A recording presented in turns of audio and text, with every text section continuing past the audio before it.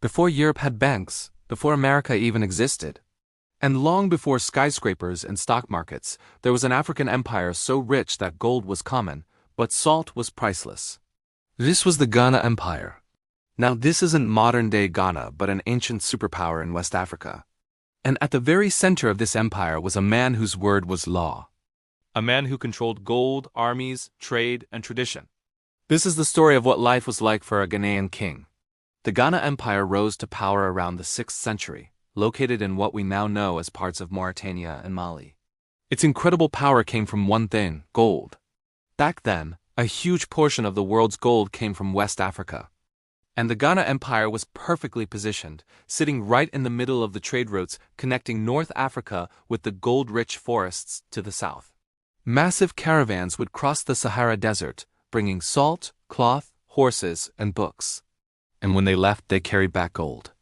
But here, the secret to the empire's wealth. The king of Ghana wouldn't let anyone else near the gold mines. He owned all of it. Traders were allowed to deal in gold dust, but any solid gold nuggets found belonged directly to the king. That one single rule made the king of Ghana one of the richest rulers on the entire planet. The capital city was a marvel called Kamdi Saleh. It wasn't just one city, but 2 cities side by side.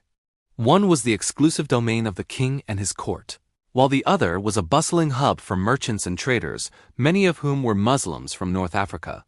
The king's city was a fortress, surrounded by high walls and constantly patrolled by guards. Inside, you would find magnificent royal palaces, sacred groves for religious ceremonies, courts of justice, and massive storerooms overflowing with gold and countless treasures.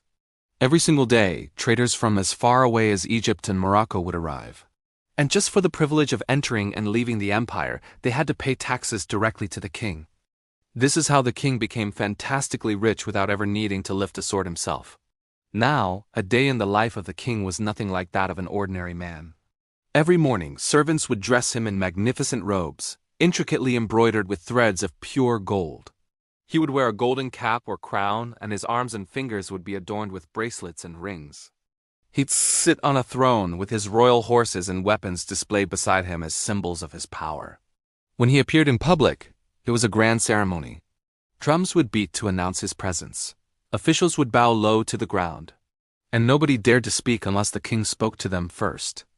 Standing around him would be his elite guards, holding shields and spears, ready to defend him at a moment's notice. And get this, even the king's dogs wore collars made of gold and silver. Yes, even the dogs were gold. The king wasn't just a political ruler, he was much more. He was a religious leader, the ultimate judge, and the living symbol of the entire nation. The people believed that the king had a sacred spiritual connection to the land and the spirits. If the king was weak, the empire would suffer. But if the king was strong, the empire would prosper and flourish.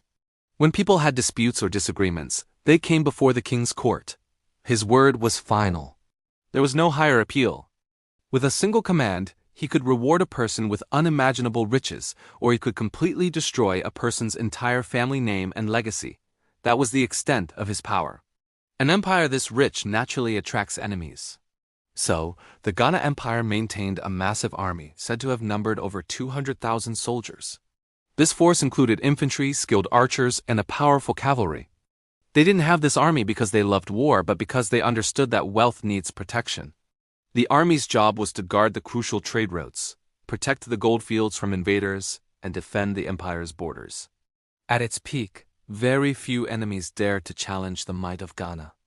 But as with all great empires, nothing lasts forever. Over time, things began to change. The old trade routes started to shift, new, competing empires began to rise. And foreign invasions started to chip away at Ghana's strength and resources. By the 13th century, the great Ghana Empire had faded, making way for the rise of the Mali Empire.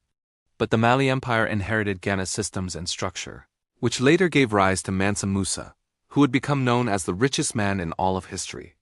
Today, it's incredible how many people don't even know this empire ever existed. But long before the rise of modern wealth, long before Europe's dominance, the kings of ancient Ghana ruled over one of the richest and most powerful civilizations on Earth. Their story is a crucial part of world history, and it's a story that deserves to be told.